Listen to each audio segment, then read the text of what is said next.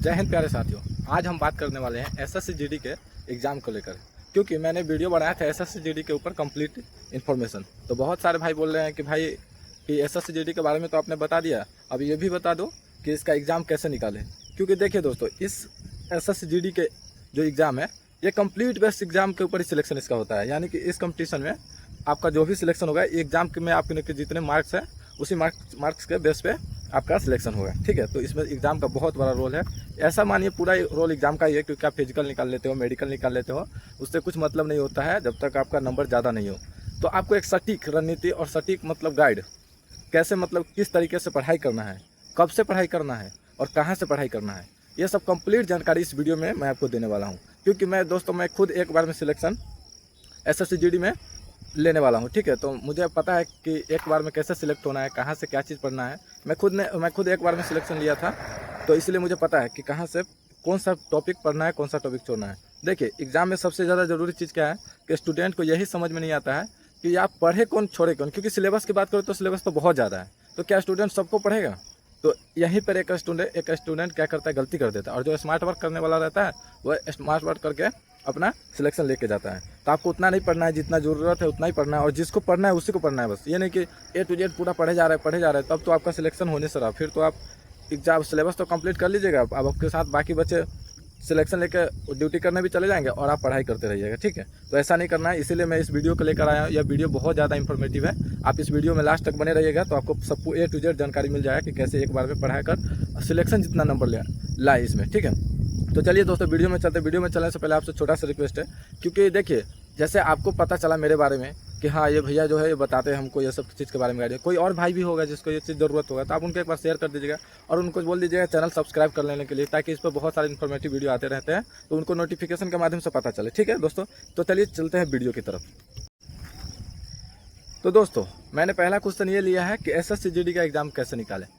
Exam निकालने से पहले ये समझ लेना बहुत ज़रूरी है कि एग्ज़ाम में कौन कौन सा सब्जेक्ट आता है। तो देखिए, एसएससी-जीडी के एग्ज़ाम में सबसे पहला सब्जेक्ट मैथ आता है, रीजनिंग आता है, उसके बाद जीके जीएस आता है, उसके बाद हिंदी आता है। यही 4 सब्जेक्ट होता है। इन सभी 4 सब्जेक्ट में 20-20 क्वेश्चन का आपका एग्ज़ाम होगा। तो 20 चौका 80 हो गया, आपका 80 क्वेश्चन का एग्ज़ाम होगा और हर क्वेश्चन के लिए आपको 2 नंबर मिलेंगे। तो टोटली मार्क्स की बात करें तो 160 है इसमें। अच्छा, और निगेटिव मार्क्स क्या है कि जैसे आप 4 क्वेश्चन गलती कर देते हो, जैसे कि 4 क्वेश्चन मैंने गलती कर दिया तो एक क्वेश्चन आपका समझो आपका वो सही क्वेश्चन आपका गलती हो जाएगा। जैसे कि आप मान लीजिए 0.25 का निगेटिव मार्क्स इसको बोल सकते हैं आप, क्योंकि 4 क्वेश्चन गलती करने पे एक क्वेश्चन आपका सही वाला गलत हो जाएगा, तो उसको 0.25 ही बोलिए निगेटिव मार्क्स। ठीक है, तो इसमें 4 सब्जेक्ट आते हैं, ये तो आपको पता चल गया। तो मैं सबसे पहले बात करता हूँ कि मैथ, क्योंकि बहुत सारे जब मैं भी क्लास कर रहा था ऑनलाइन क्लास, तो उसमें बहुत सारे बच्चे का यही सवाल था कि सर मैथ कैसे मजबूत करें, मैथ पे कमांड कैसे करें। क्योंकि बहुत सारे बच्चों का दो ही चीज़ इसमें मायने हैं, एक मैथ है और एक जीके जीएस है। जिसको ये दोनों पर कमांड हो गया वो तो आराम से निकाला। और एक बात याद रखिए, जिसको मैथ पर कमांड है उसको रीजनिंग पर ऑटोमेटिकली कमांड हो जाएगा, क्योंकि इन दोनों का पूरा मिलता जुलता सिलेबस रहता है। इसमें भी कैलकुलेशन है, उसमें भी कैलकुलेशन है। तो मैं सबसे पहले मैथ की बात करता हूँ। मैथ की बात करूँ तो सबसे पहले मैथ में करना क्या है आपको, आप एक अभी कंपटीशन के लाइन में आप इसके बारे में कुछ नहीं जानते हो। तो देखो, 10th पास तो ये वैकेंसी है, तो आपको 10th का तो मैथ पता ही होगा कि कैसे होता है। पूरा नहीं पता, मैं मानता हूँ पूरा पता नहीं होगा, फिर भी आपको जोड़ घटाव गुणा भाग ये सब तो आता ही होगा। तो मैथ में ये है। ठीक है, तो मैथ में क्या करना है, सबसे पहले आपको सिलेबस कंप्लीट करना है दोस्तों। देखिए, सबसे पहले आपको कुछ नहीं करना है, सबसे पहले आपको सिलेबस कंप्लीट करना है। क्योंकि अगर आपका सिलेबस ही कंप्लीट नहीं रहेगा तो कभी ये क्वेश्चन बनाओगे तो ये क्वेश्चन नहीं समझ में आए, कहीं तो आप सोचोगे यार ये किस टॉपिक से किस चैप्टर का क्वेश्चन है, ये मुझे यही समझ में नहीं आ रहा। तो आपको दिमाग काम कैसे करेगा कि उस चैप्टर में कौन सा सूत्र कहाँ पे लगता है, कौन सा फार्मूला कहाँ पे लगता है। तो सबसे पहले आपको क्या करना है, सिलेबस कंप्लीट करना है। ठीक है, मैं बताऊंगा कि सिलेबस कहाँ से कंप्लीट करना है। चलिए, आपने सिलेबस कंप्लीट कर लिया। ठीक है, अब आपको क्या करना है, आपको कैलकुलेशन करना है। कैलकुलेशन अपना मजबूत करना है, रोज़ प्रैक्टिस करना है। क्योंकि दोस्तों देखिए, मैथ में जिस लड़का का कैलकुलेशन स्ट्रांग है उसको मैथ में कहीं कोई दिक्कत नहीं है। वो मैथ को आप जिस मैथ एक सवाल को बनाने में आप 30 सेकंड ले रहे हो, वो आपको 15 सेकंड में बना के चला जाएगा, आपसे आगे निकल जाएगा। आप 2 क्वेश्चन बनाओ, आप वो 4 क्वेश्चन बना के चला जाएगा। वीडियो में जब मेरा वीडियो देखे तो आपके पास एक कॉपी और कलम होना चाहिए, क्योंकि मैं नोट करके लाता हूँ। ठीक है, तो आप भी उस पॉइंट को नोट करो कि मैं सबसे पहले जैसे मैं बताया कि सिलेबस कंप्लीट आपका होना चाहिए, तो आप कॉपी पर कलम से लिख लीजिए कि फर्स्ट में क्या करना है, हमको सिलेबस कंप्लीट करना है। देखिए ये जो मैं बता रहा हूँ ये बहुत एक्सपीरियंस के साथ बता रहा हूँ, ठीक है। अगर आपने ऐसा कर लिया फिर आप कभी ये नहीं कहो किसी टीचर को कि सर मेरा मैथ कमज़ोर है, मेरा मैथ में कैसे होगा। सबसे पहले वो बता दिया कि आप कॉपी कलम लेके नोट करो जो मैं बता रहा हूँ। सिलेबस कंप्लीट बता दिया, कैलकुलेशन बता दिया कि कैलकुलेशन, और कैलकुलेशन कैसे करना है। रोज़ 15 मिनट, ज़्यादा नहीं, रोज़ 15 मिनट आप प्रैक्टिस करो कैलकुलेशन का। देखना आप 1 महीने के अंदर आपका कैलकुलेशन कितना हाई स्पीड हो जाता है। रोज़ 15 मिनट बैठ जाओ, एक स्पेशल निकालो 15 मिनट कैलकुलेशन के लिए। आपका कैलकुलेशन बहुत ही स्ट्रॉन्ग होना चाहिए। जैसे मेरा कैलकुलेशन इतना स्ट्रॉन्ग था कि जब मैं घर पे था तो पापा जी बोलते थे कि इतना गुने इतना, तो मैं उसको कॉपी कलम पे नहीं करता था, माइंड में करता था कि इसका जैसे मैंने बोल दिया आपको 39 गुने 5 करो, तो आप कितना देर में कर सकते हो। मैं बोलूँगा हाँ 30 पंचे 150 होता है, 9 पंचे 45, 145 195 हो गया। एक कैलकुलेशन इतना फास्ट होना चाहिए, तभी आप मैथ में स्ट्रॉन्ग हो। और तीसरा नंबर पॉइंट क्या है मैथ में, लिखिए। तीसरा नंबर पॉइंट आपको करना है फार्मूला जो है, कंसेप्ट जो है उसको क्या करना है, एक नोटबुक लेना है। नोटबुक में लिखना है जैसे सिलेबस का जो जितना चैप्टर होता है सिलेबस, आपको 19-20 चैप्टर होगा, उसको लिख लेना है कि नंबर सिस्टम में ये है, LCM HCM का कॉन्सेप्ट का जो इंपॉर्टेंट पॉइंट हो उसको आप उसमें नोट कर लें कि नंबर सिस्टम का लिख लिए, LCM HCM का लिख लिए, ठीक है। तो आपको ऐसा करना है, समझ गए। अच्छा, उसके बाद क्या करना है, आपको एक बुक ले लेना है। जैसे आप SSGD की तैयारी कर रहे हो तो आप SSGD का एक बुक ले लेना अच्छा से। मैंने तो रोजगार वित्त अंकित के बुक से तैयारी किया था, बाद बाकी आप कहीं से भी ले सकते हो, ये जरूर नहीं उन्हीं का लेना। लेकिन मुझे वो अच्छा लगे इसलिए मैं बता रहा हूँ। आप ये नहीं कहे कि आप उसका प्रमोट कर रहे हैं चाहे कुछ कर रहे हैं, ठीक है। जो अच्छा लगे वही मैं आप लोगों को सजेस्ट करूँगा, क्योंकि मैंने दूसरे से पढ़ा नहीं, मैंने उनका ही लिया तो आप भी ले सकते हो, कोई दिक्कत नहीं। और उसका क्या करना, रोज़ प्रैक्टिस करना। देखो दोस्त, मैथ में ये सब करने के बाद सबसे ज़रूरी चीज़ है प्रैक्टिस। आपका जितना ज़्यादा प्रैक्टिस होगा उतना मैथ आपका स्ट्रॉन्ग है। और जितना कम कीजिएगा तो आप कितना भी पूरे साल घूमते रह जाए कि मैथ मेरा कमज़ोर है, मैथ मेरा कमज़ोर है, कभी मजबूत नहीं हो। क्योंकि सभी बच्चों का एक ही बस 2 ही चीज़ का दिक्कत है, मैथ और जीके जीएस, मैथ और जीके। ये विषय जिसका बढ़िया है वो कहीं भी नहीं डरता है, ठीक है। इसलिए आपको मैथ पर बहुत फोकस करना है, मैथ और जीके जीएस पर फोकस करना है, ठीक है। चलिए ये हो गया मैथ का, मैंने बता दिया। अब बारी आता है रीजनिंग का। अगर आपने मैथ अच्छा से कर लिया तो रीजनिंग में आपको ज़्यादा कुछ करने का जरूरत नहीं, एक बार बस सिलेबस कंप्लीट कर लेना है। रीजनिंग का क्या करना है, एक बार सिलेबस कंप्लीट कर लेना है, बस हो गया। उसके बाद आपको कुछ नहीं करना है। और उसमें जो पॉइंट, जैसे कोई सब्जेक्ट, जैसे कोई चैप्टर का जो इंपॉर्टेंट टॉपिक होता है, जैसे आपने मैथ्स में नोटबुक लिखना है, नोटबुक में लिख लेना है कि अच्छा ये चैप्टर का ये इंपॉर्टेंट टॉपिक, इसको मुझे याद रखना है। जैसे मैं बताता हूँ मैथ्स में क्या होगा, मैं बता एवरेज स्पीड में जैसे औसत चाल क्या होता है, तो मैं बता कुल दूरी बटा कुल समय, यही औसत चाल होता है, उसको लिख लेना है। अच्छा, अब ये लिखना है कि जैसे आपको टीचर समझाए, कोई सर समझाए कि अच्छा ये वाला जब ऐसा सवाल हो तो ऐसा कर लेना, बस उस पॉइंट को नोट कर लेना है नोटबुक में, ठीक है। ऐसे करना है, रीजनिंग में भी ऐसे करना है। और कैलकुलेशन रीजनिंग में भी चाहिए। अगर आपका कैलकुलेशन नहीं है, बढ़िया नहीं है, तो ना तो मैथ में स्ट्रांग हो सकते हो ना रीजनिंग में। इसलिए सबसे ज़्यादा जरूरी चीज़ क्या है, कैलकुलेशन। तो इस बात को हमेशा ध्यान में रखें, आपका कैलकुलेशन बहुत स्पीड। आप क्या करते हैं, जैसे दुकान है, जैसे घर में है, आपको सबसे अच्छा है घर में किसी से पूछिए 45 गुने 6 कितना होगा, 373 प्लस 848। ये कॉपी कलम से नहीं करना, अपने माइंड से करना है, अपने माइंड से। और इसके लिए कुछ आप बोलिएगा कि बुक, तो देखो बुक से कुछ नहीं होता है। किताब बहुत लड़का खरीदता है, बस घर में इतना टाल लगा कर रखता है किताब का, उससे कुछ नहीं होता है। आप किताब से नहीं कीजिए, खुद से कीजिए। रोज़ 15 मिनट टाइम निकालिए। और मैं आपको एक और बात बताना चाहता हूँ।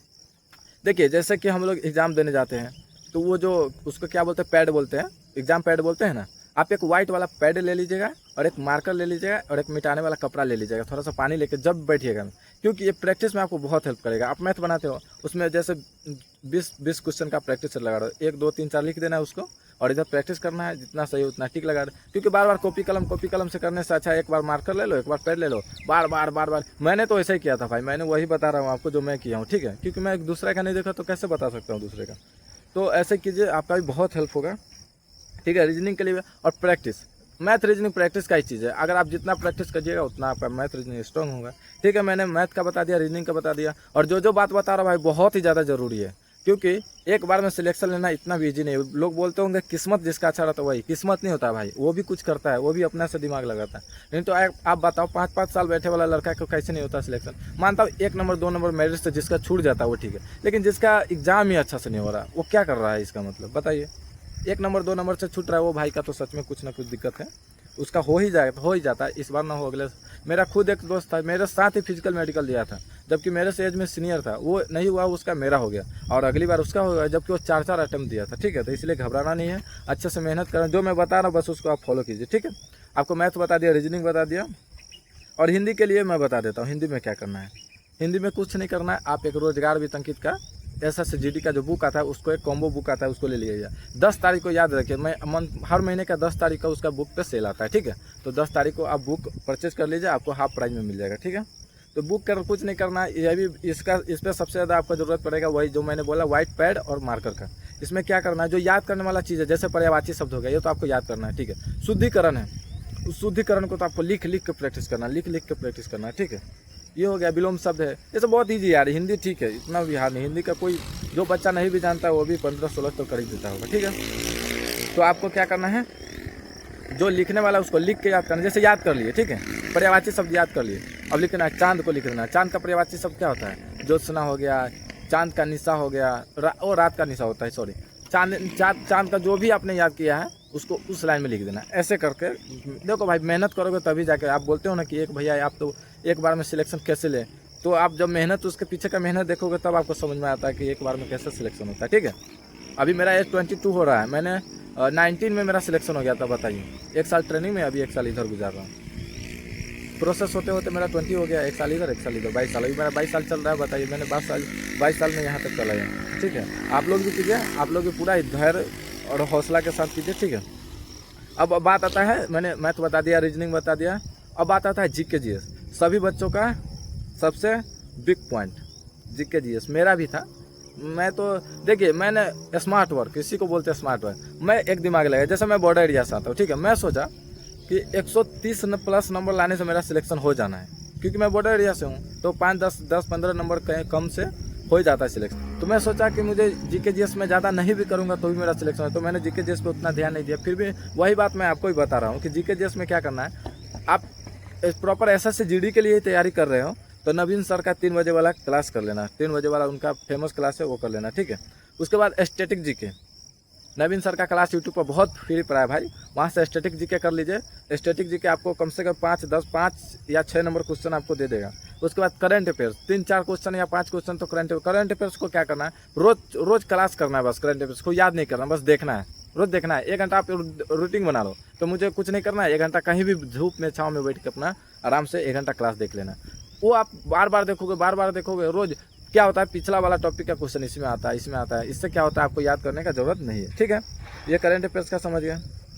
अच्छा, अगर आपने जैसे कि SSGD के लिए तो बैच लेना ही पड़ेगा आपको, अभी नए हो तो क्या करना है, सिलेबस जो उसमें मिलेगा, जैसे बैच लीजिएगा तो उसमें पॉलिटी हो गया, बायोलॉजी हो गया, हिस्ट्री, लेकिन नोट कर लो भाई, पॉलिटी, हिस्ट्री, बायोलॉजी, ये तीन जो सब्जेक्ट है इसका आपने पूरा कंप्लीट देखना है, ठीक है।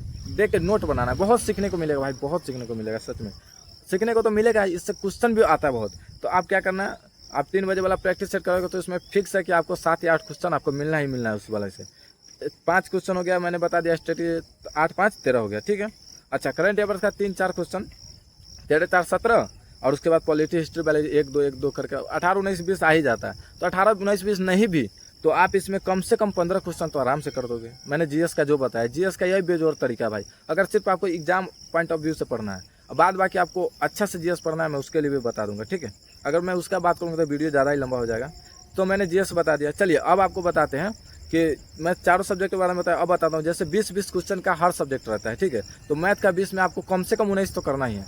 19 हर कर लेता है, बहुत ईजी है भाई, मैं बता रहा हूँ, बहुत ईजी है। अभी 19 करना बहुत ईजी, आप कर लोगे 19, ठीक है। रीजनिंग में भी वही करना है, जो बच्चा मैथ में 19 करता है रीजनिंग में फिक्स ही करेगा, उतना करेगा। अब बात है हिंदी में थोड़ा क्या होता है, कभी कुछ शुद्धिकरण में गलती हो गया, कुछ याद करना ज़्यादा रहता है हिंदी में, तो मान लिया 18 मान लेते हैं आपका, चलिए 18 हो जाता है। और GK GS में आप 16-17 का टारगेट लेके चलना, फिर भी आपको नहीं भी हुआ तो 15-14 तो आ ही जाएगा।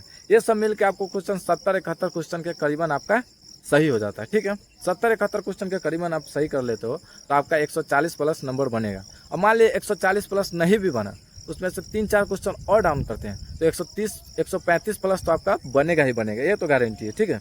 तो अगर 135 प्लस आपका नंबर आ गया रॉ मार्क्स, तो 5-6 नंबर तो ऐसे ही मिल जाएगा आपको नॉर्मलाइजेशन में। फिर आपका सिलेक्शन कौन रोक सकता है, आप ये बताओ मुझे, आप खुद बताओ कि आपका सिलेक्शन फिर कौन रोकेगा। 140-42 नंबर आपको बढ़िया मिलेगा, CISF मिलेगा, बढ़िया फोर्स मिलेगा, ठीक है। उससे भी अच्छा फोर्स मिलेगा आपको, आप टेंशन नहीं लीजिए। बस मैंने जो बताया उसको अच्छे से नोट करना भाई, ठीक है, क्योंकि मैं बार बार एक ही टॉपिक पे वीडियो नहीं बनाना चाहता हूँ। आप मैंने बोला कि एक पेपर अगर कॉपी और कलम लेके बैठ जाइए। अगर वीडियो अगर आपको नहीं समझ में आया तो दोबारा से इसको देखिए, ठीक है, लेकिन एक ही बार में समझिए दोस्त, बार बार एक ही काम करने का समय नहीं है, ठीक है। और मैं कैसे पढ़ाई करूँ, मतलब मैंने तो ये बता दिया इसमें कि आप किस विषय को कितना टाइम दीजिए, ये सब करिए, कैसे करिए, हाँ, और उसका तरीका क्या है मैं अगले वीडियो में बता दूंगा कि आप कितना घंटा कितना सब, क्योंकि एक ही वीडियो बनाने से वीडियो बहुत लंबा हो जाता है, ठीक है भाई। चलिए, तो मैंने इसमें आपको सभी डिटेल्स दे दिया है, तो उम्मीद करता हूँ ये वीडियो आपको बहुत हेल्पफुल लगा होगा। अगर वीडियो अच्छा लगा हो तो वीडियो को लाइक भी कर दीजिएगा, क्योंकि आप लाइक करते हैं, कमेंट करते हैं, अभी हमारा भी मोटिवेशन मिलता है, क्योंकि उतना हार्ड ड्यूटी करने के बाद भी भाई वीडियो बनाते हैं आपके लिए, ठीक है, उतना एडिटिंग करना ये सब करना बहुत मुश्किल हो जाता है। तो आप लोग भी लाइक कीजिए, थोड़ा शेयर कीजिए, अपने भाई को जोड़िए इसमें, ठीक है। जय हिंद।